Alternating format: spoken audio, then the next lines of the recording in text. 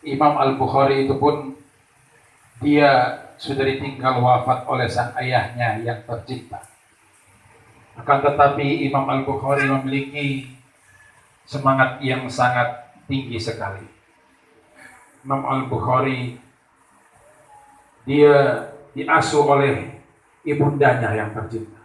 Walaupun dia 2 tahun sudah yatim, ditinggal oleh ayahnya, tetapi dia dipelihara oleh sang ibu yang tercinta. Di saat ayahnya itu meninggal dunia, usia beliau 2 tahun lamanya. Sanatain tahun.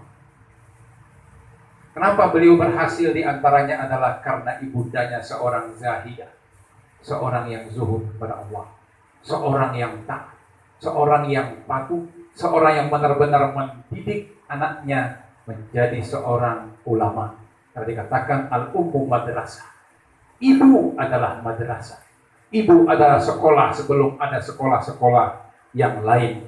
Maka kita minta kepada Allah Subhanahu wa taala agar agar orang-orang, para istri-istri, para ibu-ibu kita menjadi ibu sama seperti ibunya Imam Al-Bukhari itu. Amin ya rabbal alamin.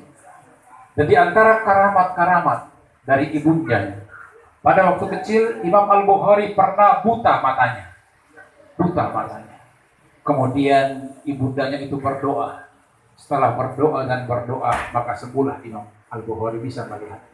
Banyak ulama yang bermimpi berjumpa dengan Rasulullah Sallallahu Alaihi Wasallam. Di saat beliau melihat baginda Rasulullah melangkahkan kakinya Rasulullah. Tetapi Rasulullah itu selalu diikuti langkah kakinya oleh Imam Al-Bukhari. Setiap Rasulullah mengangkat kakinya Rasulullah, Imam Bukhari itu pun langsung meletakkan kakinya di bekas telapak kaki Rasulullah Sallallahu Alaihi Wasallam. Banyak sekali dalam pengumpulan hadis Bukhari ini, Imam Al-Bukhari dikatakan oleh Khatib Al-Baghdadi sebagai seorang yang rehalat, jawal, orang yang senantiasa keliling kemana-mana pun juga dia. Dari Khurasan beliau pergi ke Mekah, beliau berhaji bersama ibundanya dan bersama kakaknya atau saudaranya bernama Ahmad. Ibunya pulang dan kakaknya itu pun pulang, tapi Imam Al-Bukhari tetap berada di Mekah. Pas 2 tahun di Mekah, kemudian pergi ke Madinah Rasulullah Sallallahu Alaihi Wasallam.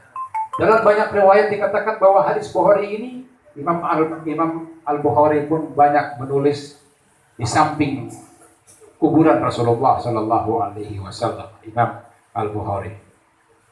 Rehlah Imam Al-Bukhari ini kemana-mana. Ada dia pergi ke Baghdad, ke Basra, ke Kufa, ke Irak, ke Mesir, ke Bilad Wara'an Nahar, ke negeri yang berada di belakang sungai sana, mungkin ada di India, di Samarkand di sana.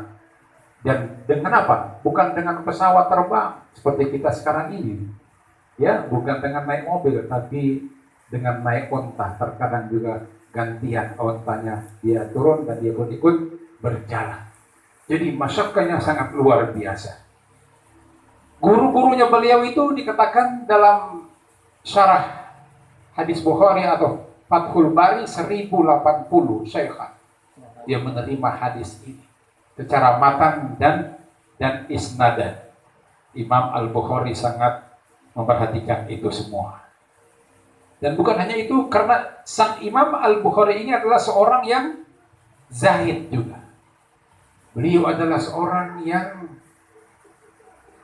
membaca Al-Quran dalam 3 hari sekali khatam Quran. Kalau di Ramadan setiap malam beliau khatam, setiap hari beliau khatamul Quran. Kita pasti bertanya, kenapa kok mereka itu bisa khatam secara singkat atau secara cepat? Karena mereka ini memang sudah memahami Al-Quran, batin dan zahir dan batin. Karena dikatakan inna fadlul Quran doa mustajabah. Di saat-saat khatmul Quran, doa itu mustajabah. Maka para ulama